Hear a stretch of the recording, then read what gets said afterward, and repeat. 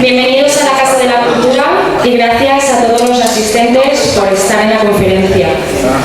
Mi nombre es Sofía García y mi función en esta mesa es dirigir la reunión. Me gustaría agradecer a la organización por haberme invitado a moderar esta conferencia. En primer lugar, se proyectará el documental sobre la ampliación de la Unión Europea a los países de Europa Central y Oriental y la caída del muro de Berlín.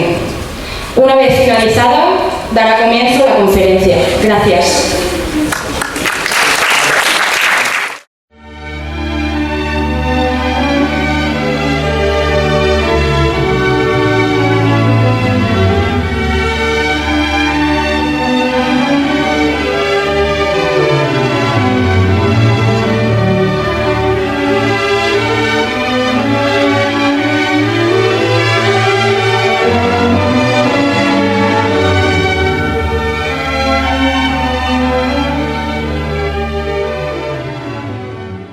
Dans la famille européenne, commence par le Conseil de l'Europe. Et puis, une fois qu'ils sont rentrés au Conseil de l'Europe, il faut préparer la deuxième étape qui est l'entrée dans l'Union européenne. Voilà. Et alors là, en fait, le hasard des choses fait que je me retrouve au Parlement européen, à la Commission des Affaires étrangères, et je suis concernée par l'entrée dans l'Union européenne. Mais ce à quoi j'ai personnellement contribué, c'est l'entrée au Conseil de l'Europe, qui était la première étape. Yes. Vous savez, il faut bien dire que ce n'était pas prévu du tout. Et dans le reste du monde, mais d'abord dans l'Europe occidentale, on ne s'attendait absolument pas à ce qui s'est passé. À Paris, on n'est pas vraiment au courant de ce qui se passe, mais à l'Assemblée de Strasbourg, grâce au contact que l'on a avec des personnes d'Europe centrale et même d'Europe orientale, on perçoit des changements. Mais dire qu'on a prévu la chute du mur de Berlin, non. Ça, on n'avait pas prévu ça. Moi, je pense que nous devons agir et aider les révolutionnaires à installer des régimes aussi corrects que possible, aussi démocratiques que possible, selon nos critères. Ça, c'est mon souhait de secrétaire général. Mais, je le répète, le secrétaire général, il exécute, il ne peut pas imposer ses vues. Voilà. Et d'où ma consultation des principaux dirigeants d'Europe occidentale. Et je sens qu'il y a beaucoup de perplexité, mais le message qui est donné au Conseil de l'Europe, c'est « allez-y ». Donc, je ne demande que ça, et on essaie de se préparer à aider à tendre la main aux nouvelles équipes pour les guider dans le choix des règles, des constitutions qu'ils vont élaborer au fur et à mesure qu'ils prennent le pouvoir. Et j'ai le souvenir de certaines conversations avec des responsables qui m'ont marqué. Il y a la rencontre que j'ai eue au mois de décembre 89 avec Willy Brandt en Allemagne, qui n'était plus chancelier, mais qui avait été chancelier, et dont l'avis m'était précieux, parce que je savais qu'il avait beaucoup réfléchi au rapport entre l'Est et l'Ouest, et qu'il avait en tête la réunification de l'Allemagne. Alors, dans un climat général où les dirigeants européens étaient quand même perplexes, qu'est-ce qu'on fait après la chute du mur de Berlin? Qu'est-ce qu'on encourage? Comment doit-on agir? Tout le monde était très perplexe et hésitant. Mais Willy Brandt, lui, je trouve un homme rayonnant, heureux, dans son fauteuil, et je comprends finalement que lui avait voulu ce qui se passait. Et que lui avait mis au point, en Allemagne, quand il était chancelier, l'Ostpolitik, une véritable politique à l'Est, basée sur des contacts de plus en plus confiants entre la République fédérale d'Allemagne et l'Union soviétique, et en particulier avec Gorbatchev. Et en fait, alors que la plupart des Européens, des dirigeants européens étaient éberlués par ce qui se passait, lui n'était pas du tout éberlué, c'est ce qu'il avait programmé, souhaité et programmé. Et là, je me suis rendu compte que Willy Brandt, c'est le véritable homme d'État. C'est-à-dire quelqu'un qui avait réfléchi, qui avait réagi à la séparation de l'Allemagne en deux. C'était une souffrance pour l'Allemagne et pour les Allemands.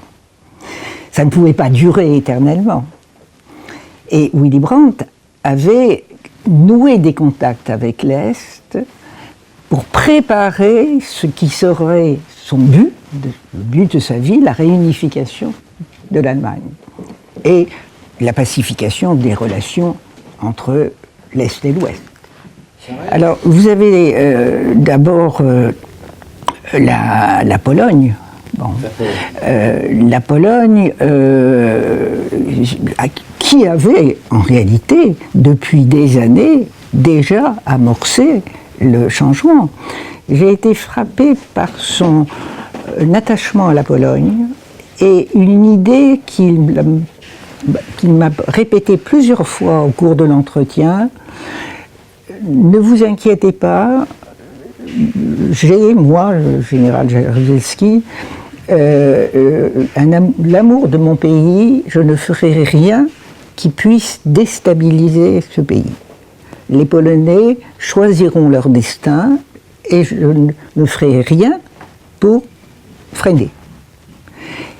Et il a tenu parole. Alors, vous avez la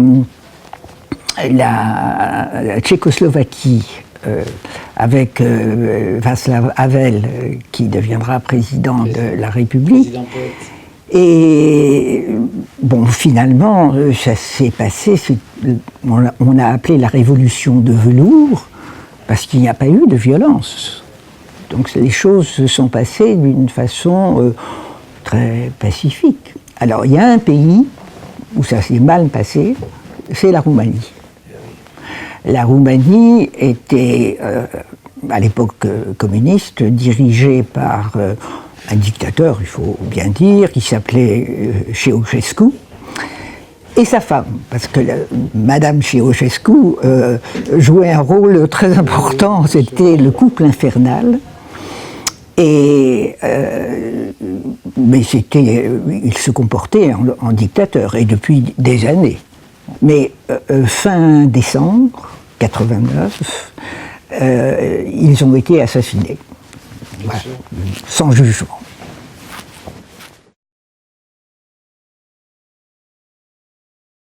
La présidence tournante du Conseil de l'Europe tombe dans les mains du Portugal. Et le ministre des Affaires étrangères portugais me propose d'organiser une tournée de tous les pays d'Europe centrale qui sont concernés par ce mouvement révolutionnaire. Début mars 90, pratiquement toutes les équipes ont été changées chez nos interlocuteurs, mais ils sont des débutants. Et rien n'est vraiment installé. Bon. Et ça a été pour moi, et je pense pour M. De Deus Pinheiro, qui était donc ce ministre des Affaires étrangères, ça a été une leçon formidable. Parce qu'on est dans cette période où tout est possible dans un sens ou dans l'autre. Alors, nous avons commencé par Moscou, pour savoir un peu ce que pensait Moscou. Et nous sommes reçus par Shevardnadze, qui était à l'époque ministre des Affaires étrangères, et on sent une très grande sérénité. Parce que c'est un coup dur quand même pour la domination soviétique. C'est énorme. C'est bon. leur empire qui éclate. Et en réalité, la ligne qu'ils suivent, c'est les changements se feront s'ils doivent se faire. Bon. On ne sent absolument pas de crispation ou de frein. Ils prennent acte. Nous sommes allés à Bucarest, en Roumanie, une atmosphère assez extraordinaire parce que nous sommes donc début mars, l'assassinat de Ceausescu c'est fin décembre et on sent que le pouvoir est totalement désorganisé, c'est vraiment, il n'y a plus de dirigeants. Et ça, c'est la caractéristique de la Roumanie à cette époque-là. Cette dictature a terrorisé la population. C'est une impression affreuse. La peur. Donc on a retiré cette impression, mais aucune décision, évidemment, puisqu'il n'y a pas de gouvernement. Voilà. Et une population qui reste chez elle, terrorisée, en attendant que le ciel s'éclaircisse. Bon. Alors nous avons été aussi à Sofia, en Bulgarie. Là aussi, c'était en transition. Zhivkov n'est plus au pouvoir, mais il n'y a pas véritablement de gouvernement. Et nous voyons l'opposition qui nous reçoit, et notamment M. Geloudjelev, qui sera plus tard élu président de la République bulgare.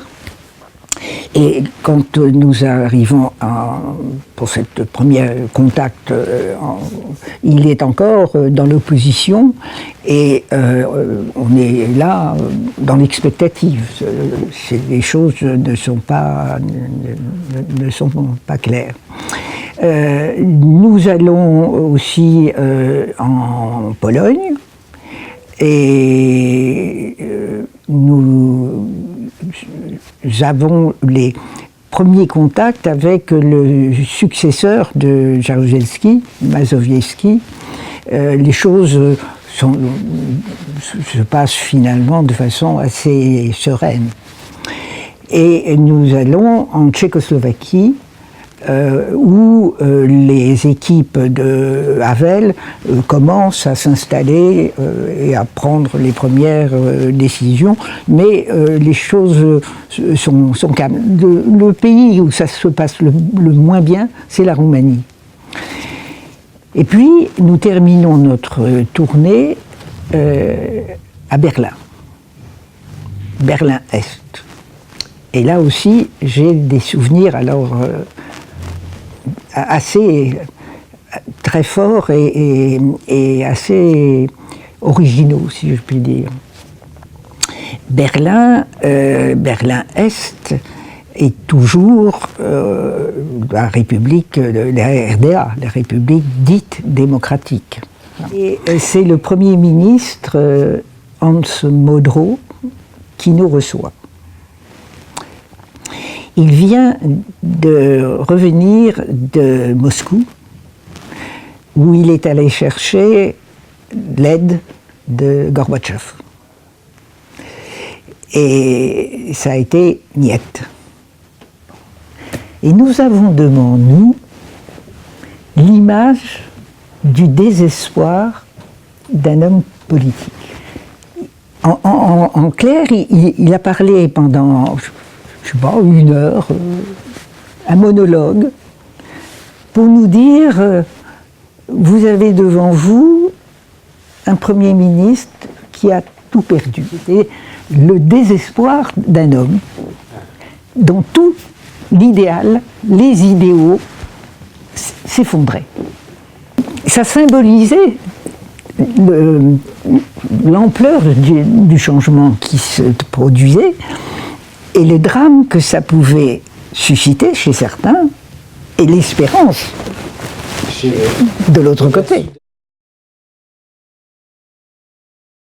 Vous les avez fait rentrer trop vite. En général, on nous dit ça pour la deuxième étape d'entrer dans la famille, c'est-à-dire l'étape on entre dans l'Union européenne. Ce que je regrette, c'est que on avait quand même perçu que notre conception de la démocratie, les élections libres, la liberté de la presse, tout ça, nécessitait quand même un certain apprentissage. Et que il fallait mettre les moyens pour que cet apprentissage soit bien fait. 10 ans de préparation, c'est un délai raisonnable, mais on n'a pas utilisé ce délai raisonnable en mettant les moyens pour vraiment former la population. Et c'est, à mon avis, ce qui explique les dérapages, par exemple, en ce moment, en Hongrie. En Hongrie, il y a des traumatismes historiques très forts et qui ne vont pas s'effacer comme ça par la vertu du Saint-Esprit. Non, non, ce sera... les Hongrois n'ont jamais pardonné le traité de Versailles. Versailles, bien sûr. Voilà. Le traité de Versailles, après la Première Guerre mondiale, qui a morcelé la nation hongroise en petits paquets. Et c'est vrai que, encore aujourd'hui, la population hongroise est meurtrie de ce qui s'est passé là. Et je m'en étais rendu compte à l'époque, on n'y a pas sans doute prêté suffisamment d'attention. Car cette blessure-là, encore en ce moment, alimente le nationalisme dangereux de Orban en ce moment. Et ça laisse des séquelles, et on se demande pourquoi les Hongrois soutiennent aujourd'hui le nationalisme de Orban. Je crois que c'est ça. C'est que Orban joue sur le fait que l'histoire était injuste avec nous. Les Européens nous ont lâchés à des moments cruciaux, etc. Et ça ravive des plaies qui ne sont pas cicatrisées. Mais dans les Balkans, tant qu'il y aura cette mentalité de revenir au passé sans pardonner, vraiment, ce sera dangereux. C'est incroyable la place que tient l'histoire et des événements historiques qu'on pourrait penser oubliés depuis longtemps, qui ne sont pas du tout oubliés. Et c'est des populations qui sont très fragiles de ce point de vue-là. Parce qu'il suffit qu'un démagogue arrive et remue dans le couteau dans la plaie, vous savez. Et à ce moment-là, c'est parti. C'est parti dans le sectarisme et la haine. En ce moment, la remontée des nationalismes se nourrit de ça. Et c'est dangereux. Je ne regrette pas qu'on soit allé relativement vite, on ne s'est quand même pas précipité, je vous dis, ils sont rentrés progressivement au Conseil de l'Europe, c'était la première étape, et pour entrer dans l'Union européenne, il a fallu 10 ans d'attente. Bon. Mais j'aurais souhaité que ces 10 ans soient utilisés mieux que ça n'a été fait, avec une véritable pédagogie et en prenant en compte le poids de l'histoire dans ces pays. Alors, non pas pour prêcher l'oubli, mais le dépassement. C'est-à-dire, on n'oublie pas. En réalité, dans la construction européenne, il y a eu un miracle d'intelligence, c'est la réconciliation franco-allemande. Basée sur une volonté. On doit, c'est la priorité, se réconcilier. Et l'esprit de réconciliation a permis toute la suite. Et cet esprit de réconciliation, vous avez des pays qui ne l'ont pas encore. Parce qu'il n'y a pas eu cette espèce de... ce travail intérieur de dire on s'est battu, on s'est haï, et maintenant on se tend la main. C'est formidable la réconciliation franco-allemande. Je pense que la génération des pères fondateurs est un miracle. L'esprit de réconciliation a été le moteur, le démarrage. J'attends encore que dans les Balkans, on ait cet état d'esprit. Je pense que cette réconciliation a été réussie parce qu'on a eu vraiment des grands hommes politiques. Ouais. Mais enfin, vous imaginez si Gorbatchev avait envoyé quelques colonnes de chars. Et il ne l'a pas fait. Mais c'est un passé. Nous, il faut quand même qu'on lui dise merci, parce que qu'est-ce qu'on aurait fait s'il avait fait appel à l'armée soviétique, hein? Non, on a frôlé quand même des événements qui auraient pu être épouvantablement violents. Enfin, ça a été une période mouvementée, mais finalement, ça s'est très bien passé.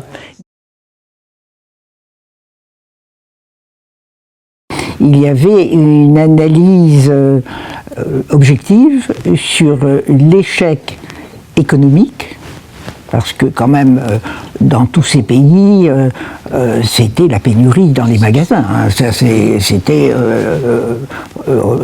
bon, un échec économique évident, et éclatant, et un échec politique quand même. Parce que dans tous ces pays, il y a des mouvements de libération qui ont la psychologie de gens qui cherchent la liberté. Les raisons économiques sont présentes, mais en numéro 2. Ouais. C'est quand même très frappant que les équipes qui ont fait basculer étaient motivées par les valeurs humanistes. C'était quand même très très fort.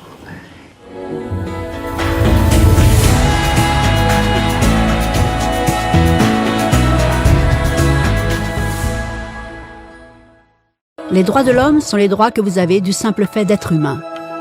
C'est la façon dont vous pouvez instinctivement vous attendre à être traité et les droits que vous méritez en tant que personne, tels que le droit de vivre librement, de donner votre opinion et d'être traité en tant qu'égal. Il existe toutes sortes de droits. La plupart s'appliquent à un certain groupe. Mais seuls les droits de l'homme s'appliquent absolument à tous et partout. Donc pour résumer, au début, seuls quelques privilégiés avaient des droits. Puis un jour, un gars s'est dit que d'autres devraient en avoir aussi, ce qui était génial. Sauf que tout le monde n'était pas d'accord. Et c'est au prix de luttes et de guerres au cours de plusieurs millénaires que chacun finit par accepter que les droits de l'homme devraient s'appliquer à tous. Depuis lors, les gens ont vécu des jours heureux. Sauf qu'il y a un léger problème. Si les gens ont le droit de se nourrir et d'avoir un abri, comment se fait-il que 16 000 enfants meurent de faim chaque jour? 1 toutes les 5 secondes. Si les gens ont droit à la liberté d'expression, comment se fait-il que beaucoup soient en prison à cause de leurs opinions? Si les gens ont droit à l'éducation, comment se fait-il que plus d'1 milliard d'adultes ne sachent pas lire?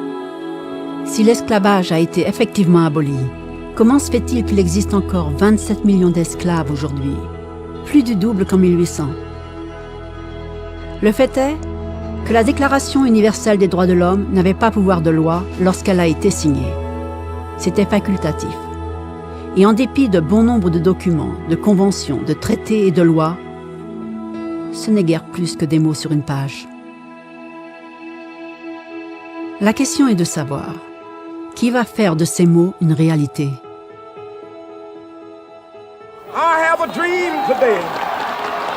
Quand Martin Luther King protestait pour l'égalité des races, il le faisait pour des droits garantis par les Nations Unies depuis 2 décennies. Et pourtant, il a dû protester.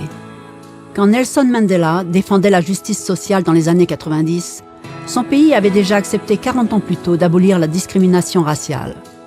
Et pourtant, il a dû combattre.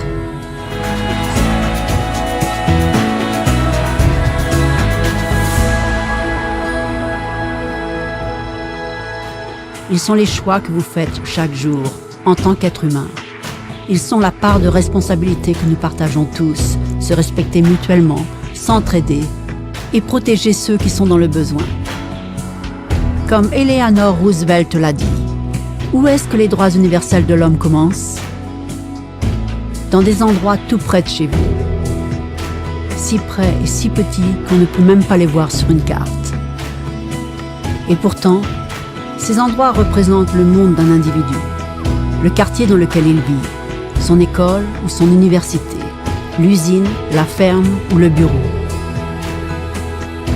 Ce sont des endroits où chaque homme, femme ou enfant aspire à une justice équitable, des chances équitables, une dignité équitable sans discrimination. C'est dans la mesure où ces droits seront vrais, près de chez soi, qu'ils pourront l'être partout ailleurs.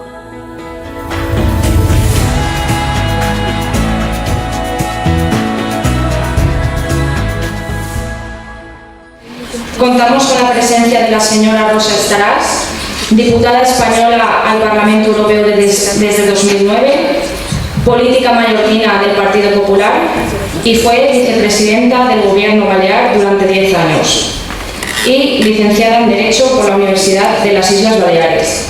Muchas gracias, señora Estaràs, por estar aquí. Es todo un placer.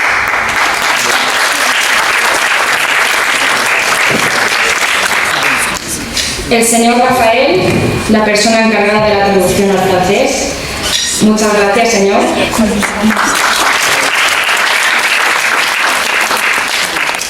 La señora Margarita representa la ciudad de Haskovo, Bulgaria.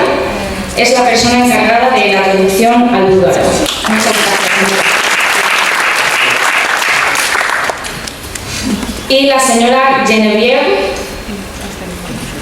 presidenta de la asociación. Muchas gracias, señora.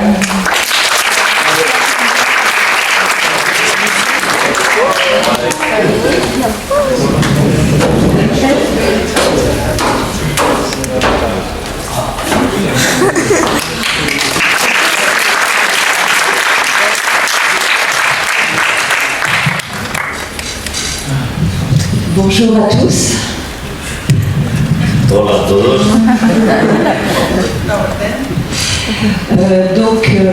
Aujourd'hui, nous nous retrouvons dans au sein d'un projet européen qui est cofinancé par l'Union européenne dans le cadre du programme L'Europe pour les citoyens. Bueno, pues hoy estamos en el marco de un programa financiado por la Unión Europea, Europa con los ciudadanos. Това е поредната ни среща по проект, който е финансиран от Европейския съюз по програма Европа на гражданите. Il symbolise, en fait, il s'appelle l'avenir présent du passé, pour rappeler que l'avenir est un présent que nous a fait le passé. Se llama el futuro, que es el presente del pasado.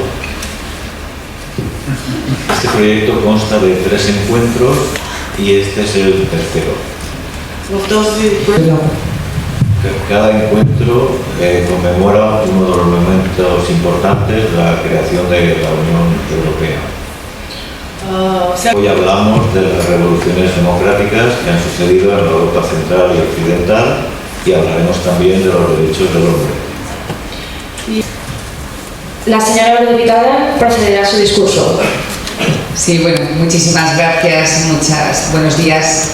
Gracias a la alcaldesa, especialmente a Matilde y a toda la asociación y a la corporación por invitarme a este encuentro de ciudadanía, que es muy importante. He tenido una entrevista antes con la red que tenéis aquí en el municipio y explicaba la necesidad de hacer pedagogía de todo lo que hace Europa para poder crear este sentimiento de ciudadanía europea. Bien, Robert Schuman, el político ministro de Asuntos Exteriores francés del año 1948 a 1952, dijo que Europa se construiría paso a paso con actuaciones concretas, es decir, step by step y de manera progresiva. Voy haciendo cortes cortos para que me lo puedan ir traduciendo. Y eso es un poco lo que es el espíritu también de esta jornada europea, donde vamos construyendo paso a paso esta ciudadanía europea. Empezaron poniendo en común el acero y el carbón, los primeros padres fundadores de Europa, para que diríamos que lo primero que inspiró la creación de la Unión Europea fue la paz. Por eso decidieron el acero y el carbón, que es básicamente de lo que se hacen las armas, ponerlo en común en un convenio. Luego vendría a partir de este momento otros convenios, el de la Unión Europea, el de la Comunidad Económica Europea y otros. Lo más importante es que el espíritu que animaba tanto a Robert Schuman, padre fundador, como a Jean Monnet, también francés, era el crear un sentimiento de ciudadanía europea, el crear un sentimiento de unidad. De tal manera que eso era lo que garantizaba, lo que decía en el vídeo la vicepresidenta, el concepto de un proyecto en común, el concepto de unos valores en común, el concepto de la paz y el concepto también de una ciudadanía europea, una ciudadanía común. En este momento, en 1950, cuando se establece la CECA, el Tratado del Acero y del Carbón, Europa está muy dividida y Alemania está dividida en 4. Entonces es una situación complicada. Berlín había quedado totalmente ya aislada del mundo occidental y por eso, aunque Europa se había ido ampliando progresivamente, pues lo saben con Grecia, con España, con Portugal, la ampliación que viene después, que es de la que ahora vamos a hablar, es más que una ampliación de una suma de países. Supone una reunificación y supone una reconciliación. Entonces el espíritu de los padres fundadores era ese. Por eso cuando habéis visto el vídeo habéis visto que ha habido un debate en la Unión cuando se hizo la ampliación de los países del este sobre si había sido, porque pasamos de una Europa de 15 a una Europa de 28. Ahora si hay Brexit seremos 27.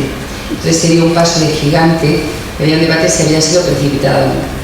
Lo que anidó en el espíritu europeo era el espíritu de los padres fundadores, que era el espíritu de la reconciliación. Y por eso hay que hacer un homenaje a esos padres fundadores, porque el proyecto europeo, lo decía también en el vídeo, es un milagro.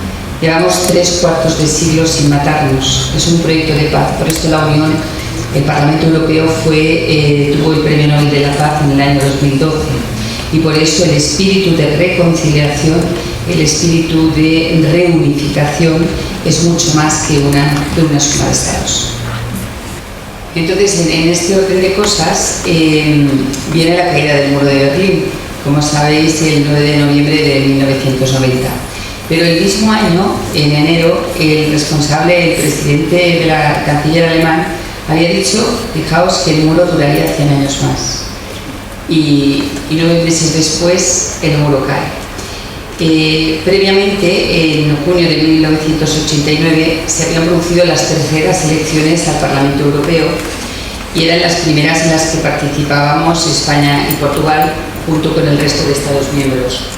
He de deciros también que se debatía en aquel momento la posibilidad de que hubiera una unión que también fuera económica y monetaria. Sabéis que los retos de la Unión han sido siempre libertad de circulación de personas, de mercancías, de capitales. Ya hemos incorporado esta última legislatura la libertad digital también, con la anulación del roaming. Bien, pues debatíamos, en un momento que debatíamos todos estos temas. En julio Austria pide la adhesión en estos momentos, en 1990, a la Unión. Polonia pide un acuerdo especial con la Unión, es decir, Polonia pide una vez en septiembre de 1989 con el muro que todavía no había caído, antes de la caída del muro, pide un acuerdo de cooperación y por lo tanto es el primer acuerdo de cooperación que la Unión Europea hace con un país al otro lado del telón de acero.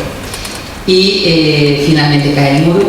Es verdad, también lo ha dicho nuestra portavoz en el vídeo, fue algo inesperado, porque el propio canciller alemán había dicho que no pasaría. Y mientras tanto Europa sigue trabajando con nuevos acuerdos, con Islandia, con Noruega, con Liechtenstein y también con Suiza. A partir de este momento, cuando cae el muro, Europa se pone en marcha porque Europa cree que es una oportunidad para esta reconciliación. Y por esto, en febrero del siguiente año, de 1991, ya decide aprobar la reunificación alemana y 10 días después de la caída del muro, Europa crea el Banco de Ayuda a los Países de Europa del Este, que es, es lo que ahora es el Banco Europeo para la Reconstrucción y el Desarrollo. Es decir, Europa tenía ganas de hacer gala de su espíritu, de los valores, para poder apoyar esta reconciliación. En aquel momento fue Helmut Kohl, alemán, el canciller, y François Mitterrand cuando propusieron hacer una conferencia intergubernamental para dar cuerpo democrático a la Unión Europea. Entonces proponen, y fruto de esa conferencia intergubernamental para la Unión Política, se propone el Tratado de Maastricht, que es, podríamos decir, uno de los grandes embriones de la democratización de Europa. A partir de ahí se consigue más funciones para el Parlamento, más democracia, más ambición política y se va concretando esta unión económica y monetaria y también se adopta en Maastricht la adopción del euro como moneda común. Entonces lo que podemos ver es que el liderazgo, los líderes europeos, todos tenían liderazgos muy potentes, liderazgos con mucha autoridad y que anteponían siempre el interés de Europa porque ellos se creyeron realmente el proyecto de paz europeo a cualquier interés personal. Todo esto que les cuento, que es de mucha envergadura, sucedió en apenas 14 meses. Hoy cuando hay euroscépticos en el Parlamento, populismos, radicalismos de extrema derecha, de extrema izquierda, incongruencias, Salvini, que espero que ya en las próximas gobierno italiano desaparezca, y hay muchos exabruptos, muchas incongruencias también a veces por parte del gobierno de España, pero hablamos de tipos de líderes mucho más débiles. Los líderes de aquel momento eran líderes donde defendían siempre por delante el proyecto europeo a cualquier ambición personal o a cualquier ambición incluso del propio país. Por eso eran unos líderes con una grandeza moral y también con una posición política muy fuerte. Entonces es verdad que ahora hay una cierta crisis de liderazgos en Europa y por eso Europa vuelve a estar ahora en una crisis, pero bueno, siempre hay que ser optimistas y los liderazgos se construirán con más Europa. He de decirles además que estos padres fundadores son el ejemplo a seguir, porque al final el ejemplo de estos antecesores que supieron estar a la altura de estos grandes retos, por eso hablamos de este milagro europeo, hay que tenerlo siempre como referencia porque ellos supieron construir un mundo mejor, que es en el que vivimos y que ha posibilitado la época de mayor paz del continente europeo. Decirles que luego ya he dicho que fue también en el 89 cuando Austria pide el ingreso, posteriormente lo pide Suecia y Finlandia. Desde que se pide un ingreso hasta que se culmina, pues hay un proceso importante porque el país tiene que hacer muchas adaptaciones, no solo económicas, sino también de derechos humanos y de valores. Y en 1995 se culmina la adhesión de estos tres países, de Suecia, de Finlandia y también de Austria. Vendría luego la otra ampliación de la que ahora les voy a hablar. Y luego llegó en el 2004 la ampliación de los países del este. Se culminó en el 2004 y luego en el 2007 llegaron un poco más de retraso Bulgaria y Rumanía. Bien, es verdad que Europa quería y deseaba la reunificación, la reconciliación, pero no la podía pedir a cualquier precio, la necesitaba hacer de manera que casara con todos los valores europeos y con todos los presupuestos en cuanto a valores humanos que defendemos en Europa.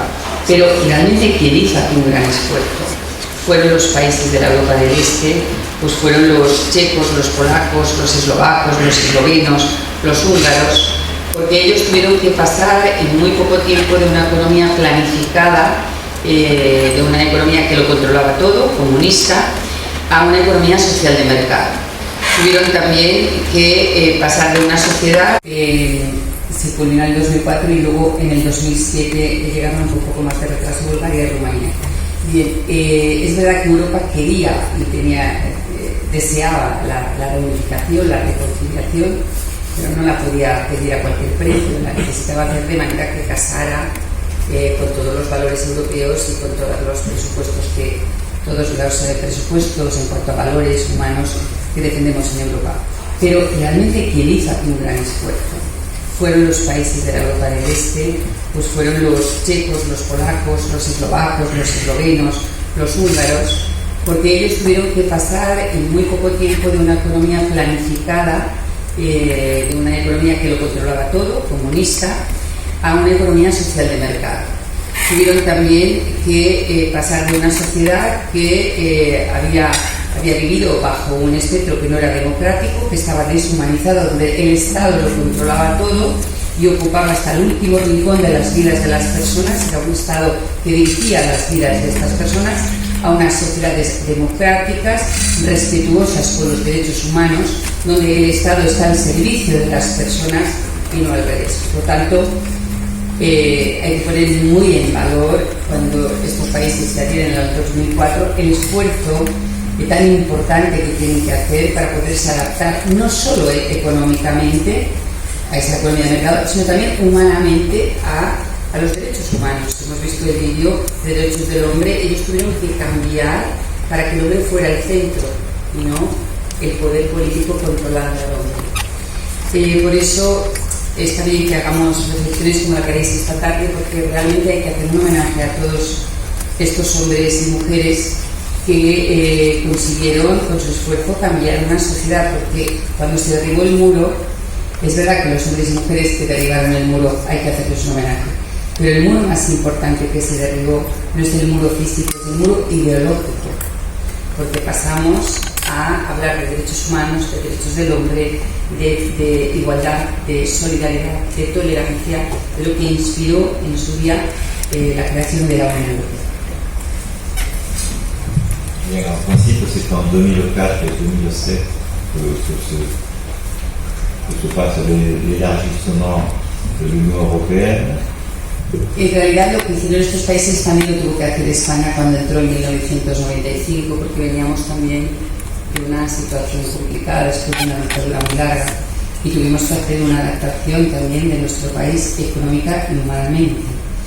Pero es verdad que pasaron en poco tiempo muchas cosas, y también lo habéis visto en el vídeo, salió bien, pero decía la vicepresidenta, pues si Gorbachev hubiera enviado los tanques o el ejército soviético podría haber salido mal. Hubo muchísima generosidad, y hubo muchísimo sentido común, y hubo muchísima grandeza en los gobernantes y en los líderes europeos desde la construcción hasta pues la caída del muro de Berlín y posterior. Mientras todos los países iban haciendo sus deberes para poder entrar en la Unión, como os he dicho, pues 2004-2007, la última adhesión fue en el 14 Croacia, Europa también, la Unión Europea se preparaba para hacer los suyos. Entonces, del Tratado de Maastricht pasamos al Tratado de Niza, porque nos teníamos que adaptar pues, a una Europa que ya no era del 15, ya era una Europa mucho mayor, y teníamos que adaptar pues, todos los programas, toda la legislación pues, a esa nueva Europa.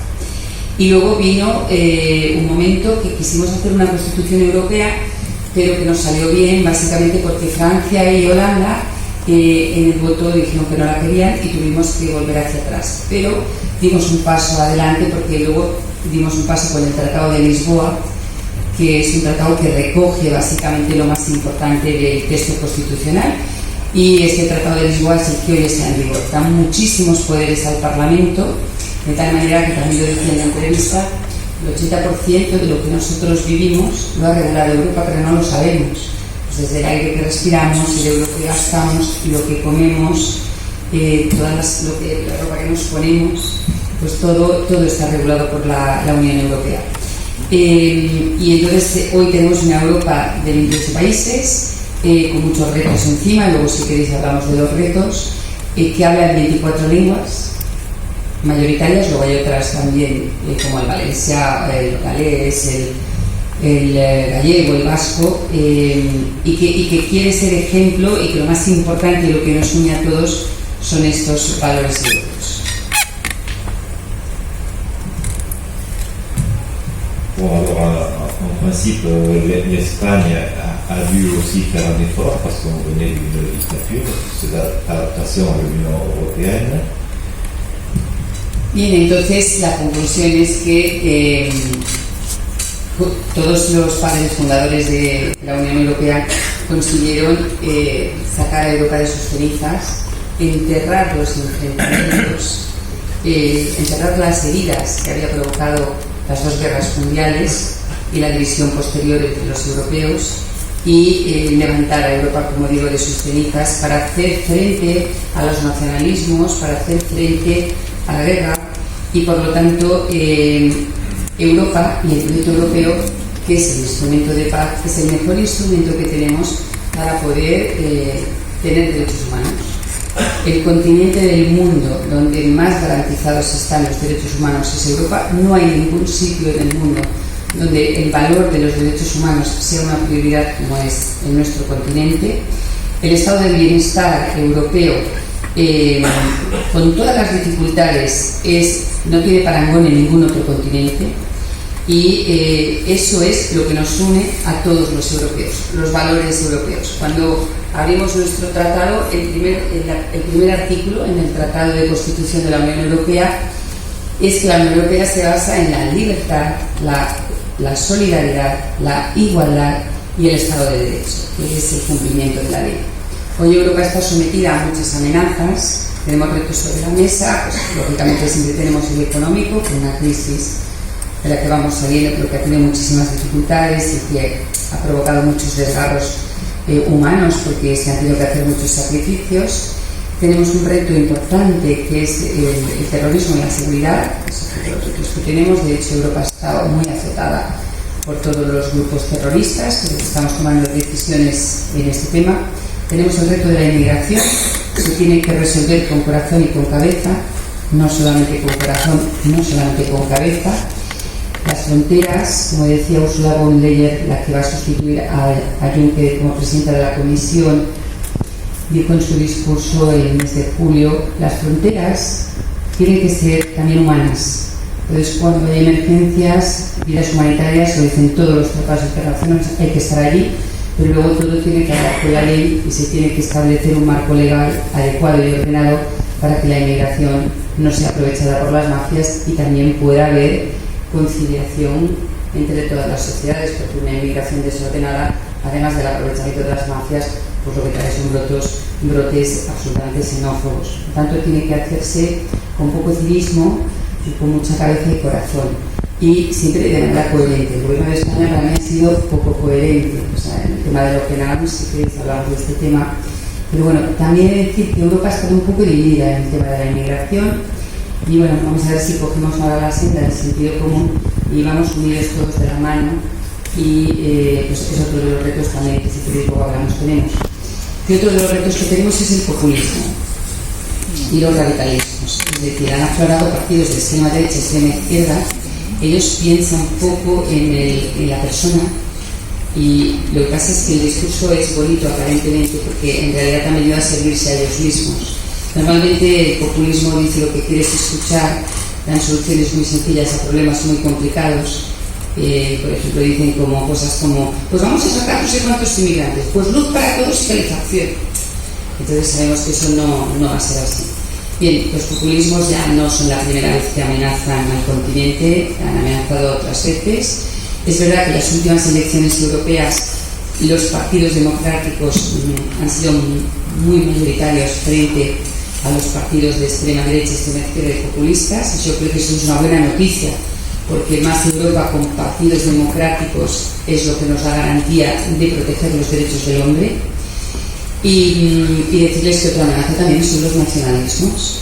Hemos visto cómo pasaron los nacionalismos, cómo llevaron a muchas guerras, y por lo tanto hay que abrir la mente y hay que trabajar con solidaridad. Igual que somos solidarios en una familia, y si un miembro de la familia no hace lo que toca, pone en peligro a toda la familia, lo mismo en una empresa, pues lo mismo en Europa. Es muy importante que todos estemos imbuidos del mismo proyecto europeo de valores de derechos del hombre, para que nadie ponga en peligro ese gran proyecto que al final es Europa, y que es lo que hace que tanta inmigración viene, porque somos el mejor continente del mundo. No digo mejor en términos económicos, digo mejor en términos humanitarios. Y por lo tanto esto se lo debemos en gran parte a esos hombres visionarios que crearon Europa, y que luego en la construcción quisieron una reunificación y quisieron que culminara el proyecto de paz. Y por eso la ampliación es mucho más, he dicho desde el principio, una ampliación de países, porque al final es una reconciliación, y como he dicho, es hacer honor a ese premio Nobel de la Paz que nos dieron. Y bueno, yo os invito a que vengáis y lo veáis, porque somos 28 países y 24 lenguas más la lengua de signos, pero lo que diferencia a Europa del resto de instituciones, o el Parlamento Europeo, que es básicamente la que yo más conozco, es que verdaderamente el ADN de Europa son los derechos del hombre. Eso es lo que lo diferencia por encima de cualquier cosa, y por eso los políticos que estamos allí tenemos la obligación moral y el deber moral de entendernos y dejar atrás pues lo que es política de bajos vuelos, para volar alto y servir a la gente con referentes siempre de igualdad, de libertad, de solidaridad y de derechos del hombre. Y estoy a vuestra disposición para nos traducir para lo que queráis. J'espère que vous avez bien compris l'espagnol. En principe,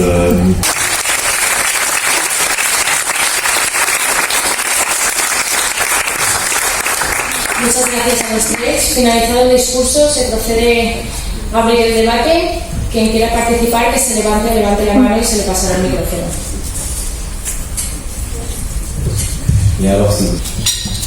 Mirad, los extremos suelen salir cuando la gente lo pasa mal. Cuando la gente, con esta crisis que hemos tenido tan brutal, lo pasa mal, huye ya del poder establecido porque no le está resolviendo sus problemas, y se va al que grita más y todos los extremos. Hitler ganó las elecciones así, porque al principio la ganó, ¿no? Entonces, ¿qué pasa? Cuando la gente va a los extremos no les van a arreglar nada. Hay un momento que la gente vuelve, cuando todo se normaliza. Pero los extremos son... A mí no me gustan los radicalismos, porque del radicalismo no se saca nada. No hay nada más opuesto a los derechos humanos que la radicalidad. La radicalidad es lo contrario a la tolerancia. La radicalidad no conoce el término de solidaridad, deja siempre a gente atrás, y han venido a servirse a ellos mismos. Esto ha pasado no solo en España, ha pasado en toda Europa. En Finlandia hay un país que se llama auténticos finlandeses, mirad el nombre. En Austria ahora no, se ha debilitado, pero ha habido un auge importante de la extrema derecha. En Grecia la extrema izquierda. En Italia el movimiento 5 estrellas es un movimiento absolutamente populista y radical. En Francia Le Pen, Jean-Marie Le Pen, padre e hijo. Está el padre eurodiputado en el Parlamento, ultraderecha. Consideran que los inmigrantes deberían ser lanzados al mar. En Alemania, el Partido Alternativa por Alemania, extrema derecha, sí, contra los musulmanes. En Hungría, Jobbik, un partido contra los judíos, un partido muy radical. En Holanda, también la extrema derecha.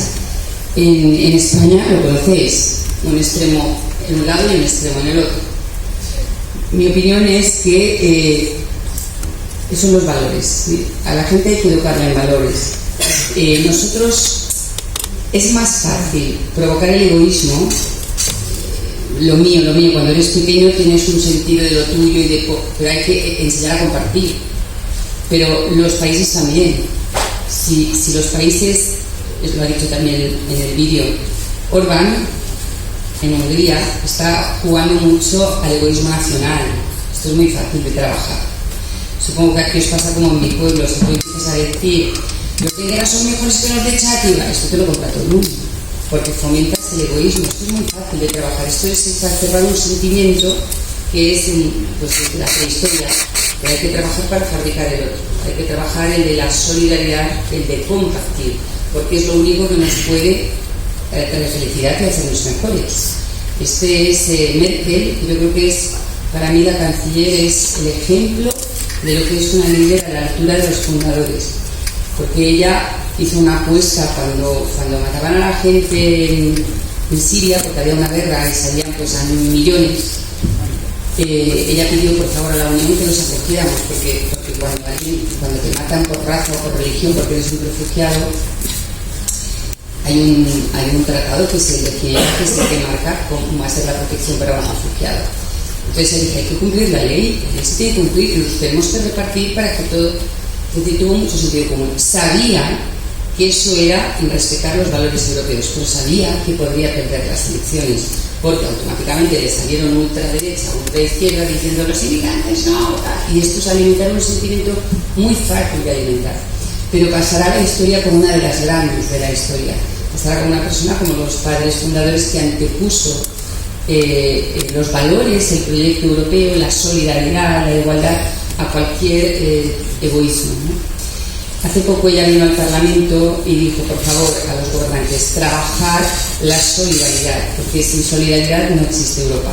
Y sin Europa no existen valores, ¿eh? Europa es lo que nos garantiza esto. Mirad, Centroamérica, Panamá, Costa Rica, El Salvador, Honduras, han querido hacer una especie de parlamento, ¿cómo se llama allí? El Parlamento Europeo, pero de ellos, y llevan más de 40 años y todavía están como al principio nosotros. Es decir, lo nuestro es un milagro. De ellos solamente eran 8 países. Nosotros somos 28, es un milagro. Pero hay que trabajarlo día a día. Y la solidaridad se tiene que vivir y se tiene que enseñar. Yo creo que en los colegios tendría que haber asignaturas que trabajaran esto y que nos prepararan para poder vivir de otra manera. Esto enlaza en lo que hemos dicho en la entrevista, con la no discriminación, con la igualdad entre mujer, con que la discapacidad también tenga un sitio, no dejar a nadie atrás y respetarnos los pueblos, las personas, y crear este sentimiento de ciudadanía europea. Ciudadanía europea significa tener un carnet de derechos humanos, pero bueno, hay que ejercerlo con sentido común. Entonces el antídoto es que los políticos cumplan las palabras. Es verdad que hay más mediocridad en la política ahora, porque es que nadie se quiere dedicar a esto, porque se ha bajado el nivel de los grandes, ¿no? Pero hay que trabajar para que los políticos cumplan su palabra y para que la ciudadanía esté preparada en valores, para que los radicalismos vayan cada vez a menos. Yo cuando digo los radicales en el Parlamento se pone la piel de gallina, ¿eh? Algunos han dicho cosas muy salvajes contra los judíos, que parece una cosa superada, pues allí han dicho cosas contra los judíos, contra los musulmanes. Gente que considera que la mujer no debería estar trabajando, eso también lo han dicho algunos radicales ahí dentro. O algunos radicales que la discapacidad no tiene que tener oportunidades. Pues son rojas, pero existen. Han subido, pero no tanto como ellos creían, y por lo tanto nosotros tenemos que combatirlos. Nosotros por sistema, tanto nosotros como el Partido Socialista y los liberales, intentamos no hacer nunca un pacto con los populistas. Nunca. Es decir, no pactamos nada, porque creemos que de alguna manera queden aislados. Gracias. Bon, c'est un peu difficile de résumer, mais en principe, la situation de ces partis, de ces nationalismes. Más preguntas.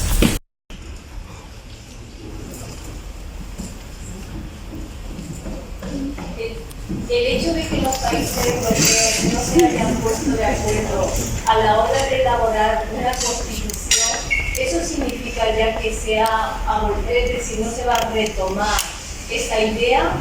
Y la segunda pregunta sería, ¿usted cree que es posible en el futuro una unión política? Gracias. Bon, il y a deux questions. Si dans le futur il va y avoir une union politique, c'est quoi qu'il va y avoir une union politique. Et la première question c'était la Constitution. Oui, la Constitution. Si on va à nouveau essayer de voter une Constitution ou on croit qu'on n'y arrivera pas. Първият въпрос беше предвижда ли се в бъдеще да се създаде един политически съюз, и вторият въпрос относно Конституцията, която не беше приета в доста от страните, дали ще се прави опит отново да се приеме Европейската Конституция. Bien, yo lo de la Constitución como tal, creo que se aparcó porque cuando hubo el referéndum en Países Bajos, que Francia, que no lo quisieron, con nombre de Constitución yo creo que no se resultará. Pero como tratado, luego viene un tratado de Niza que cogió el 90% de la Constitución, es decir, en forma de tratado sí. Básicamente porque los estados son muy celosos de sus competencias, del principio de subsidiariedad. El principio de subsidiariedad significa que lo que hace el Estado miembro, Europa no es competente. Europa puede colaborar, pero están delimitadas las competencias de la Unión y las competencias del Estado miembro. Pero tengo que decir, y enlazo con la pregunta de la Unión Política, tengo que decir que como Europa avanza a golpe de crisis, cada vez que hay una crisis da un paso. Cuando el rescate de Grecia, y Grecia al final tuvo 3 rescates, Portugal 1 y Irlanda otro, y nosotros estuvimos a punto, lo que se evidenció es que si un país coge las facturas que tiene que pagar y las mete en un cajón y va aumentando su deuda, pero no lo cuenta, lo esconde, y entonces algo falla en esta unión monetaria, porque la unión monetaria no había pensado que alguien pudiera no hacer los deberes o no decir la verdad. Entonces, a raíz de esto, se hizo un mecanismo de supervisión, y ahora tenemos un mecanismo de supervisión bancaria y un mecanismo de supervisión económica, con lo cual los países tuvieron que poner en común toda su economía para poder que no volviera a pasar esto, y por eso hemos ido dando pasos. La unión política significa mucho acto de generosidad, vendría a ser como los Estados Unidos de América, como los Estados Unidos europeos. Esto han habido millones de ponencias y de artículos sobre este tema. Yo creo que nos vamos acercando muchísimo, pero la unión política todavía es lejana porque los países son celosos de su soberanía, pero van haciendo cada vez más cesión y son más generosos, pero reservándose su parcela. Ahora tenemos sobre la mesa un tema, ya lo sabéis, el Brexit, que ha puesto sobre la mesa que el proyecto europeo creíamos que era irreversible, nunca pensamos que alguien se pudiera ir. Y ahora está sobre la mesa que es reversible, y alguien si quiere irse, puede irse. La salida de Reino Unido es muy mala noticia para todos, para Europa y peor para el Reino Unido. Además, las últimas noticias con Boris Johnson son noticias nada alentadoras. De hecho, la Libra ayer cayó porque él ha decidido cerrar el Parlamento 5 semanas. Bueno, vamos a ver qué pasa, porque un Brexit duro, el país que más ingleses tiene es España. Y la nacionalidad más presente en Reino Unido somos nosotros. Y también en el tema agrícola, las mayores exportaciones de alimentación a Reino Unido son nuestras. Entonces un Brexit duro rompe con todo, rompe con los temas económicos, rompe con los derechos de las personas. Bueno, entonces pone sobre la mesa que, y es puro egoísmo, es decir, es una campaña populista que se hizo en Reino Unido diciendo que ellos no nos necesitan. Yo creo que nos necesitamos todos. Entonces, yo creo que la unión política vamos dando pasos importantísimos. Esta legislatura, además de todos los temas de supervisión bancaria y supervisión económica, se han dado muchísimos pasos en seguridad y en fronteras. Es decir, reforzar fronteras, el puerto europeo de fronteras, 20 efectivos, ahora en 2020. En temas, por ejemplo, cuando viajábamos, Estados Unidos tiene, cuando viajas, información sobre todos tus movimientos, de tal manera que cuando uno hace cosas raras, lo saben enseguida por seguridad. Esto se llama un PNR, un plan para saber los movimientos de las personas y si vienen yihadistas, pues estar al tanto si alguien viene de un país o a estos países. En España no se había aprobado en Europa porque los europeos consideraban que esto atentaba al principio de intimidad. Cuando hubo los atentados, se acabó la historia y hay un PNR. Y ahora tenemos un PNR y estamos controlados, porque es que si no, no habrá seguridad. Entonces, quiero ponerte este ejemplo para decir que vamos avanzando poco a poco, pues a golpe de crisis, y yo creo y estoy segura que avanzaremos cada día más. Hemos avanzado ahora en quitar el roaming, y ahora coges un teléfono, te vas a cualquier sitio de Europa y no vale igual que España, un mensaje, un email, un WhatsApp o una llamada telefónica. Bueno, vamos avanzando. Lo que pasa es que la unificación política yo la veo lejana por el egoísmo nacional, porque ahora el reto que tenemos es combatir todos estos nacionalismos y sobre todo el Brexit. Pero bueno, ahí estamos, en la lucha. Bon, alors en principe, l'union politique, elle est peut-être lointaine, elle n'est pas facile. C'est surtout par l'égoïsme des pays qui veulent maintenir leur pouvoir.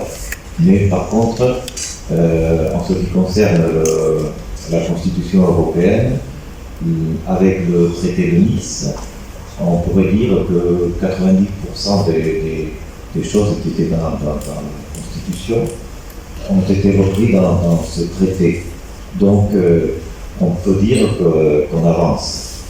Et il y a une chose claire, c'est qu'on croyait que l'union n'était pas irréversible, et maintenant avec le Brexit, nous, en principe, la nationalité plus importante étrangère en Espagne, ce sont les Anglais, et en Angleterre, ce sont les Espagnols. Nous avons beaucoup d'accords économiques avec l'Angleterre, et on verra bien qu'est-ce qui se passe avec tout ce thème. Mais en principe, elle dit que cette union politique, quand même, on avance.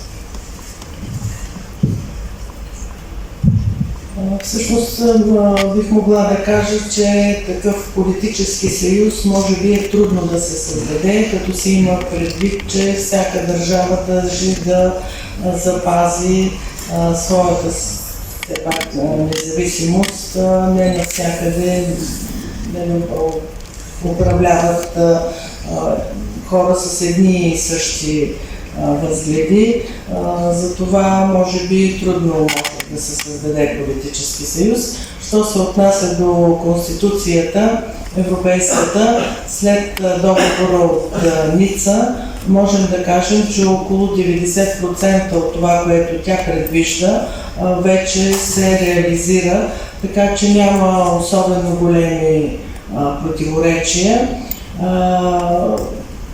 Въпреки всичко, ние трябва да вървим по-скоро към обединение, а не към разединение, да преодоляваме до някъде желанието на всяка една страна да налага своята си политика, защото по този начин няма да стигнем до особено разбирателство. Виждаме сега с Брекзит какво се получава.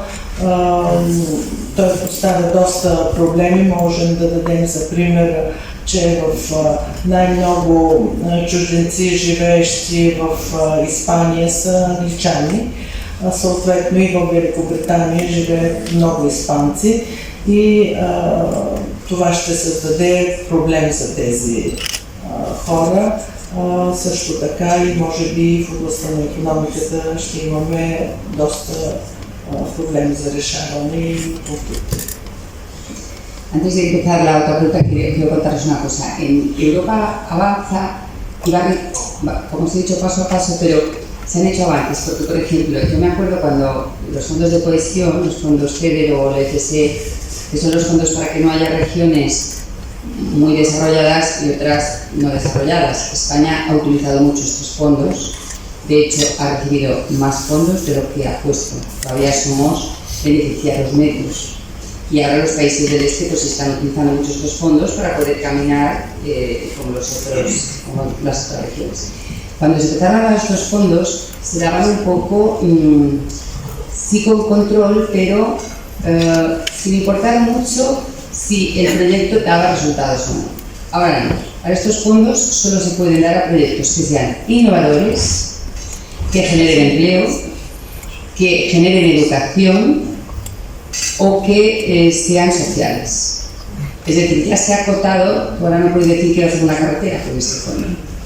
Tienes que hacer siempre un proyecto que reúna estas condiciones: empleo, educación, no dejar a nadie atrás y, por supuesto, sostenible. Jamás se da un euro a un proyecto que no dialogue con el medio ambiente, jamás. Y luego jamás hay dos ejes centrales, que jamás se da un euro a un proyecto que no predique igualdad de accesibilidad. Es decir, un proyecto que tenga barreras, no solo arquitectónicas, barreras y falta de accesibilidad, no tendrá el beneplácito de la Unión. Lo mismo que la igualdad, es otro de los ejes transversales que se han puesto. Esto hace 10 años no era así, pero claro, al final Europa ha dicho, bueno, aquí no se trata de dar dinero que cada uno haga lo que quiera, hay que dar dinero para conseguir una Europa mejor. Con lo cual ahora se supervisan los proyectos con estos criterios. Entonces es una manera de ver cómo vamos caminando, yo creo que en la buena dirección. ¿A qué te refieres cuando dices sistema político? ¿A su organización? Bueno, os digo cómo está organizada y luego decidimos. A ver, la Unión... En la Unión está, como en todos los gobiernos de cualquier país, el poder legislativo, que es el Parlamento Europeo. Es un parlamento que representa a 500 millones de personas, somos 750 eurodiputados, como os he dicho, en 28 países y hablamos en 24 lenguas. Tenemos muchísimo poder de decisión porque pues vamos a decidir la política agraria común, vamos a decidir los fondos para los países, decidimos todos los temas de transporte, pues ya no os digo aéreo, todos los temas de transporte. Decimos todos los temas medioambientales, decimos todos los temas de seguridad alimentaria, decidimos todos los temas digitales, todos los temas de innovación, la tasa Google, decidimos los Erasmus, decidimos temas de movilidad educativa, en fin, decidimos muchas cosas de la gente, los etiquetajes. Entonces tenemos mucho poder de decisión, es un parlamento muy, muy diverso. Nadie tiene mayoría absoluta. La fuerza mayoritaria es el Partido Popular, el Grupo Popular al que yo pertenezco, con unos 180 y pico members. Luego va el Partido Socialista con unos 150, luego los liberales con unos 80. Es decir, tienes que hablar con todas las ideologías, con todos los países para poder tener una mayoría suficiente. Tenemos sobre la mesa un montón de temas. Por ejemplo, hemos aprobado ahora en la pasada legislatura el copyright, que son los derechos de autor. Es una directiva dificilísima. No pudimos aprobar y ahora volverá otra vez por los derechos de los transportistas. Es decir, por ejemplo, viene un búlgaro con un camión aquí y viene a trabajar aquí, luego se vuelve allí. ¿Qué derechos le asisten? Los mismos derechos que tienen los españoles. ¿Qué pasa mientras hace el trayecto del transporte? ¿Qué derecho laboral? Y además, no son nada fáciles porque cada país tiene su derecho laboral y no es una competencia europea. Y lo que te quiero decir con esto es que el Parlamento Europeo es un órgano muy potente, un legislativo que representa a la ciudadanía. Traducimos esto y luego te voy contando los otros. Je crois que tu as compris, mais... Luego está la Comisión, que es el Ejecutivo, que es el órgano de gobierno, pues es como Sánchez en España o como Merkel en Alemania, pues entonces, ¿cómo funciona el gobierno de Europa? La presidenta, en este caso, tenemos por primera vez en la historia una presidenta que se llama Ursula von Leyen, que era la ministra de Defensa alemana, fue elegida el mes de julio y tiene su colegio de comisarios. En total, 28 comisarios, uno por cada país nombra uno. En este momento, el comisario español es todavía Miguel Arias Cañete, pero se supone que, como lo nombrará el gobierno, pues ahora cambiará y Sánchez nombrará a si es que consigue pactar el gobierno o el que gane nombrará su propio comisario. Y cada comisario se reúne en el colegio de comisarios y deciden las políticas de gobierno. Y luego está el Consejo, que es lo que es diferente al resto de países. El Consejo son los presidentes de gobierno de cada país. Pues Merkel, el presidente de Italia, el alemán, bueno, todos, el francés, el griego. El Consejo también tiene opinión y siempre todo acaba en que se reúnen las tres instituciones, Parlamento, Consejo y Comisión, en una fase que se llama de trílogo y todo lo que han decidido cada uno lo ponen en común para ponerse de acuerdo. ¿Es un sistema largo? Sí. Desde que se decide una cosa hasta que se hace pueden pasar 2 años. Y luego las normas que dictan, las leyes, tienen un periodo de transposición de 1 o 2 años, es decir, tarda 1 o 2 años en que tú lo veas. ¿Es un procedimiento largo? Sí, pero es que siendo 500 millones, 28 países, competencias, es el sistema posible. Es verdad que hay cosas que se han hecho mal y que se están cambiando. Por ejemplo, cuando de repente la crisis que veían que a lo mejor, pues yo qué sé, Grecia, pues que dice que tiene una deuda de 10 y tiene una deuda de 500. Claro, tiene que venir el resto de países a intervenirte y ayudarte a pagar las deudas. Pero vosotros sabéis que te pagan nada. Pues ¿qué decían los países que están por Alemania? Si yo pago a Grecia todo lo que debe, pues por lo mínimo voy a vigilar que no suba los sueldos, porque entonces bueno, que baje, que la carga impositiva sea, no le puedo pedir a los alemanes que paguen 10 de impuestos y Grecia pague 1 y yo tenga que ir a salvar a Grecia. Es decir, ese trozo, como se hizo sin normas, se hizo de repente con los hombres de negro, eso generó un poco, siempre cuando haces una acción tiene que haber una norma que la ampare. Bueno, y entonces que se hizo de aquella manera y ahora que se está haciendo, se está fabricando todo el compendio normativo para que esto, si vuelve a pasar, esté refrendado por una norma.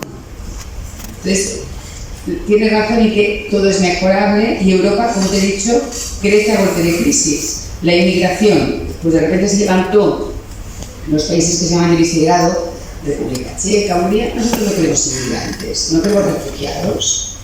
No van a ir todos a Alemania y todos, es que no puede ser, pues los tenemos que repartir. Bueno, pues eso también se tiene que corregir. Bueno, en eso está Europa, pero yo creo que el sistema de poderes, así como está establecido, luego está el Banco de Inversiones, el Banco Central que os he dicho, bueno, funciona razonablemente bien, porque, como dice un amigo mío, cuando llegas al Parlamento te dice, bueno, esto es un caos muy bien ordenado. Pues eso. Nos traducen y vamos a la siguiente. Hay una pregunta aquí. Y aquí, aquí adelante, lo vamos. Sí, adelante. Hola, buenos días, me llamo Alvino, soy de Portugal. Voy a hacer una cuestión. Primero, muchas gracias por las palabras. Que me gusta mucho cuando el hecho de la calidad de los líderes antiguos, que hay una menor calidad en estos días en las personas que están en la política activa. Eso es un gran problema para Europa, y no solamente para Europa como identidad y como instituciones, pero para los países es un gran problema. Pero la mía cuestión es, como tenemos aquí muchos jóvenes también presentes, hay un poco más para los problemas que yo pienso que es fundamental, que es la falta de pensamiento crítico. De crítica simple. No se piensa con criterio, porque yo pienso que ha sido preparada una atmósfera en Europa para las personas y para los jóvenes para no pensar mucho. Dejar el pensamiento para una clase política y económica que hace los cambios de los aspectos que quiere y que las personas no piensan mucho.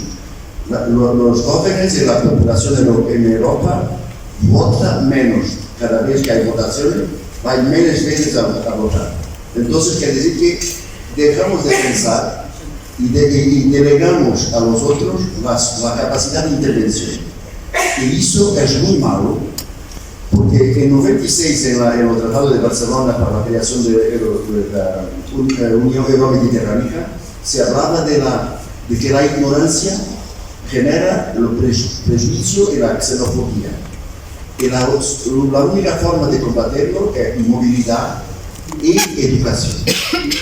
Y son dos elementos fundamentales para mí en el contexto en este momento. Es la movilidad, que programas como este programa de Europa para los ciudadanos, los Erasmus, todos los universitarios y Erasmus más, dan a los jóvenes para irse a ver los otros países, a hablar con los otros jóvenes y otras personas de otros países. Y es el nivel de la educación.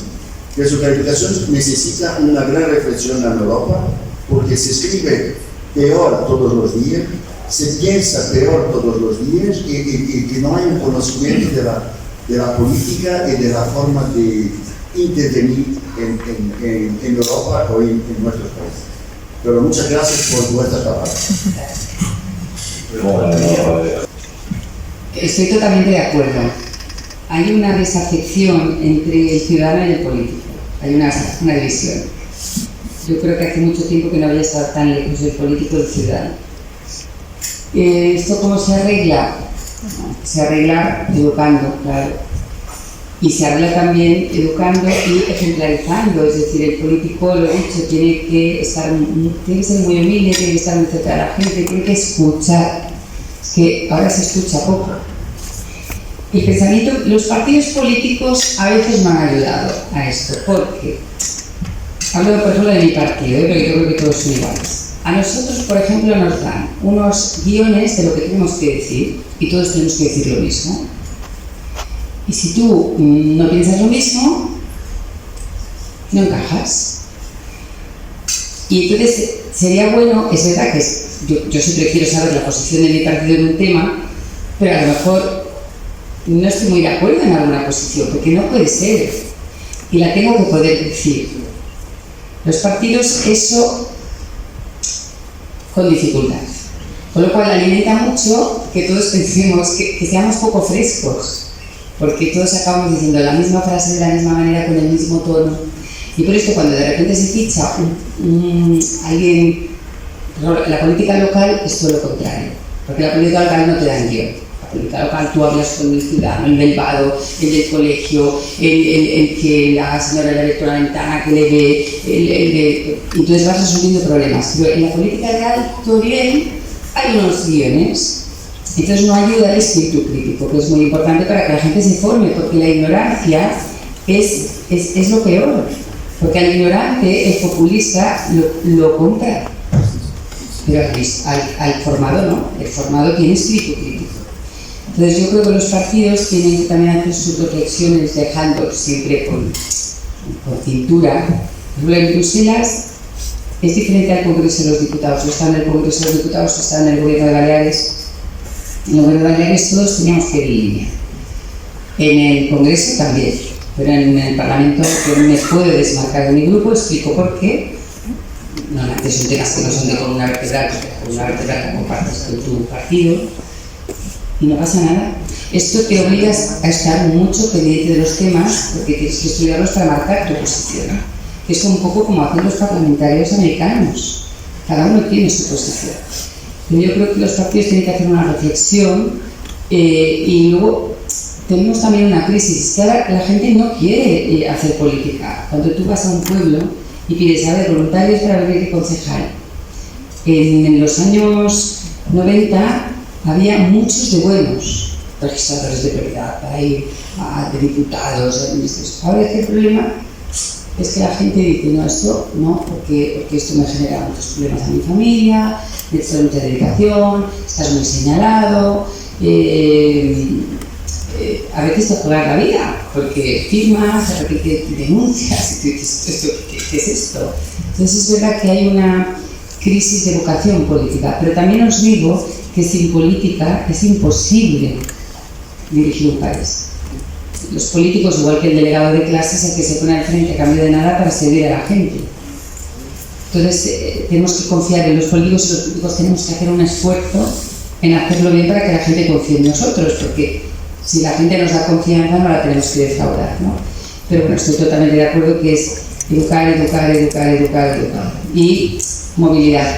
Cuando uno viaja, yo creo que los Erasmus es de los mejores programas que ha hecho el Parlamento, pero cuando uno viaja y va a un país y va a otro, open mind. Dejas de ser nacionalista, porque te das cuenta que el mundo es más grande que tu pueblo, que tu ciudad, que tu región, que tu país. Así que totalmente de acuerdo. Gracias.